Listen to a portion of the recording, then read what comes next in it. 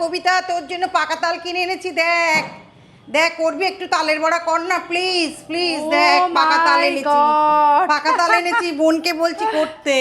কর। পাকা তাল কে এনে দিয়েছে তোকে? ওই কিনে আনলাম বাজার থেকে। তাই? হ্যাঁ বাবা কর কর। দেখ দেখ ভালো হয়েছে কিরম গন্ধ।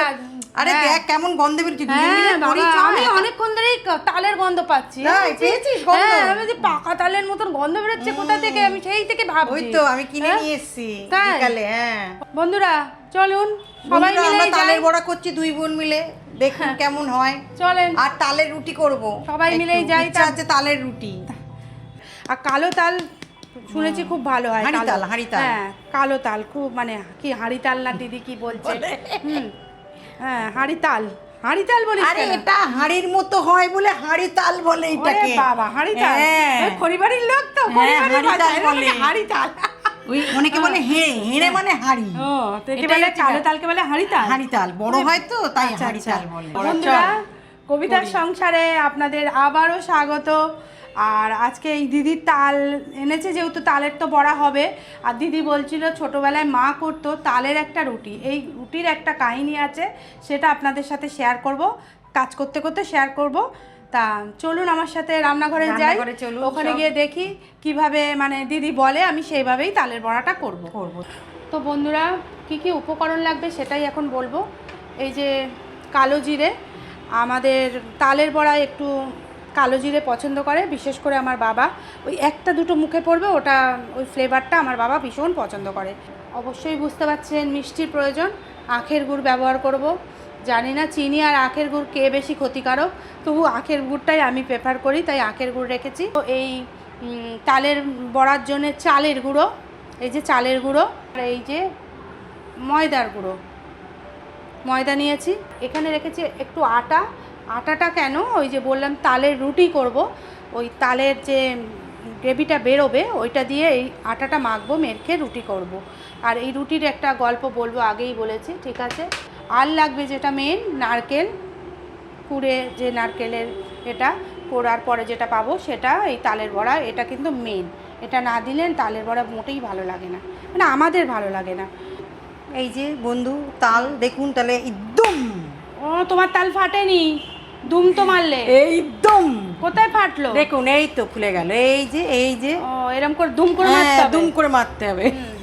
দুম করে মারলে ফেটে যাবে। এরকম করে বেকা দুম। আরে বাবা দুম করে তো আমার তো মনে হচ্ছে মানে পড়া তো দেখতে পাই না, তাল গাছ থেকে যে তাল পড়ছে সেটা আর এখন সৌভাগ্য নেই দেখার, তাই কি করবো নিজেরাই দুম করে একটু ফেলে দিলাম।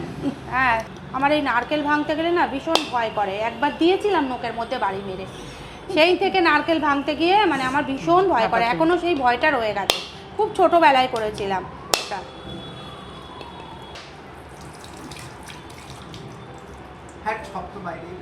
বাইরে পড়ুক তা কি করব।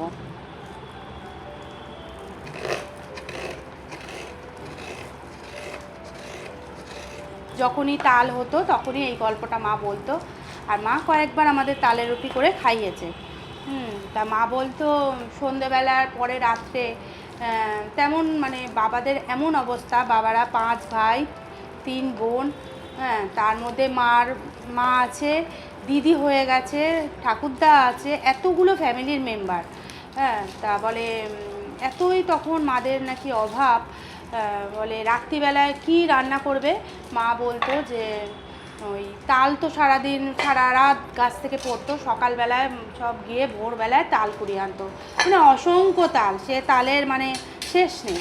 তা ওই তালের কাঠ বের করতো, আর আটা খুব কষ্ট করে একটু আটা কিনে আনা হতো, ওই আটা দিয়ে তাল দিয়ে মেখে রুটি করতো, মোটা মোটা করে রুটি করতো কাঠের জালে। কাঠও না, মা বলতো নাড়া জ্বালিয়ে করতাম। নাড়া আপনারা হয়তো অনেকেই জানবেন না, নাড়া কী জিনিস। নাড়া হচ্ছে ওই ধান গাছ কেটে নেওয়ার পরে ধানের গোড়াটা এতটা উঠে উঠে থাকে খানিকটা, কাটার পরে ওইটাকে মারা গিয়ে মাঠ থেকে তুলে আনতো, ওইটাকে বলতো নাড়া।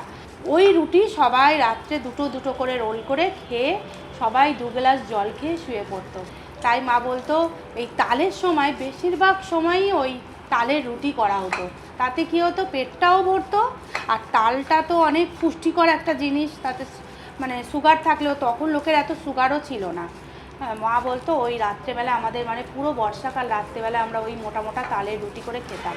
না বন্ধুরা দিলেও- তালটা তো ভালো করে এই যে দিদি করে দিল। তা ছেলে বলছে কি ওই যে আঁশ যেটা থাকে ওটা যেন মুখে না লাগে, তাহলে উনি খাবেন না। তাই জন্য আর কী করা যাবে, দিদি বললো আবার আরেকবার চাটনিতে করে নে, যাতে দু একটা যদি থাকে সেটাও আটকে যাবে। একটু আঁশ নেই, ফালতু করছে, দেখি তলায় যদি লাস্টে একটু আধটু থাকলে থাকতে পারে, তালটা এমনি ভালো। হ্যাঁ, এই যে তালের কাঠটা একটু ওই যে বললাম রুটি করব, তাই জন্য এখানে 2-3 চামচ রাখছি। এতেই হয়ে যাবে। আর বাকিটা হ্যাঁ এটা নারকেলের এটা দিয়ে দিলাম, পরিমাণ বুঝে দেবেন। এই যে কালো জিরে, এই যে চালের গুঁড়ো দিলাম, একটু বেশিই দিলাম, বলছে বেশি ক্রাঞ্চি খাবে। একটু ময়দা, অল্প করে দিয়ে দেবো, পরে আবার দিবি, লাগলে আবার ব্যাস। দিবি। এই যে গুড় হাত দিয়েই তুলে নিলাম যতটা লাগবে। এই যে তালটা নিলে একটু নুন লাগবে, তো একটু সামান্য, দিতে হবে? হ্যাঁ হ্যাঁ, একটু আটা মাখাই দিতে হবে সামান্য। আমাদের হাতের অবস্থা খুবই খারাপ। এই অল্প একটু লবণ দিলাম, এই যে অল্প করে। আর এই তাল আর এই আটা এই দিয়ে মাখবো, আর যদি জল প্রয়োজন একটু দেবো, না হয় না দেবো।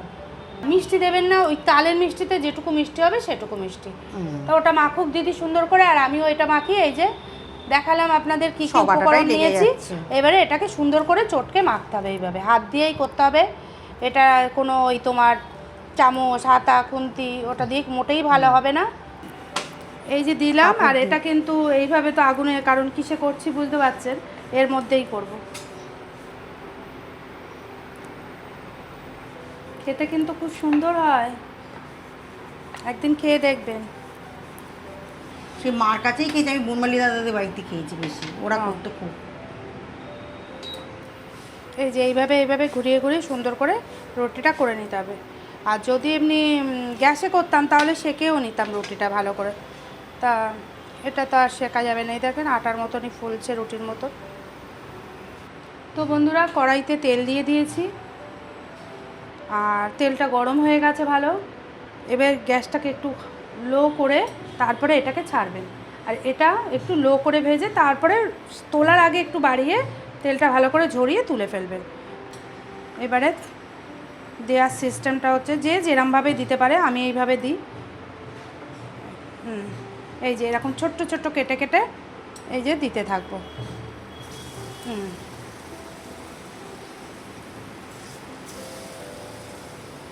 এইসব রান্না তো এখন শহরের বুকে বিশেষ করে উঠে গেছে, গ্রামে তাও এখনও চল আছে, করে।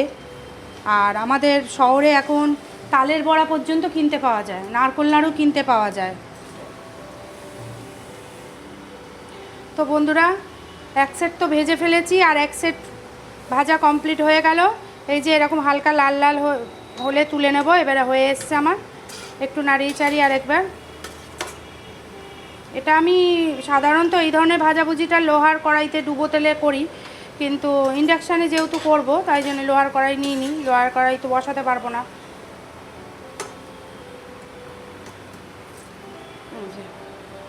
খুব সুন্দরই কালার এসছে, আর একটু লাল লাল করে না ভাজলে আবার খেতে ভালো লাগে না। ভালো করে তেলটা করে তুলবেন। আর ইন্ডাকশানে খুব ভালোই হচ্ছে আমার, আমি তো এখন বেশিরভাগ রান্নাই এখানে করছি, অসুবিধা হচ্ছে না। তো বন্ধুরা এই যে রেডি হয়ে গেছে, আর এক সেট হবে, ওই এক সেট ভাজলে আমার আজকের মতন তালের বড়া শেষ। অনেকটা আজকে করিনি, অল্প করেই করেছি। এরপরে খেয়ে দেখছি কেমন হয়েছে, আর বলছি কেমন ভালো হলো কি মন্দ হলো বলবো, ঠিক আছে? তো বন্ধুরা দুই বোন একটু সাজিয়ে নিয়েছি তালের রুটি আর তালের বড়া, দিদিরও সেম রুটি আর বড়া। এটাই খাবো রাত্রে, আর কিছু মনে যদি খেতে পারি খাবো, না খেতে পারি খাবো না, মানে এইটা প্রথমে শেষ করব। তা বড়াটা খেয়ে বল কেমন হয়েছে, আমিও খাই।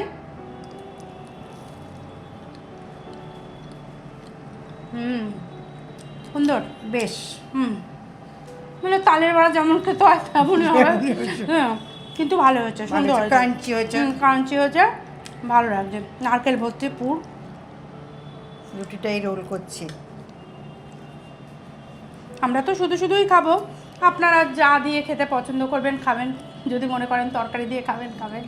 তারপরে আমরা- ইচ্ছা করলে নারকেলের ক্ষীর, মানে ওই যে তালের যে ক্ষীরটা করে ওই দিয়েও ওটা লাগিয়ে দেন। লাগিয়ে খেতেও ভালো ওটা তো লাগে। তাল দেওয়া, হুম হুম, কিছু লাগবে না, এমনি খুব খেয়ে নেবো। ভালোই লাগছে, গরম গরম এমনি খেয়ে নেবো দুটো। আবার কি খুব সফট নরম হয়েছে, একদম নর্মাল, সত্যি খুব সুন্দর হয়েছে। দারুণ। তাহলে বন্ধুরা, আজকের ভিডিওটা এই পর্যন্তই, দেখা হবে নেক্সট ভিডিওয়। আর আপনারা যেভাবে আমাকে ভালোবাসা পাঠাচ্ছেন সেইভাবেই ভালোবাসা পাঠাতে থাকেন। আপনাদের ভালোবাসার অপেক্ষায় আমরা রইলাম। কবিতার সংসার। Tata, bye bye.